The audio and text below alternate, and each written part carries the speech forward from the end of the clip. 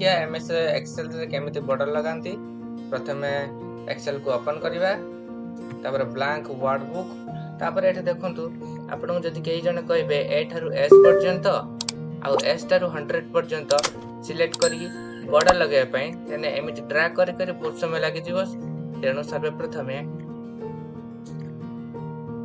आमे A1 आउ ए पूरा कॉर्नर रे क्लिक करिबा ए बॉक्स रे।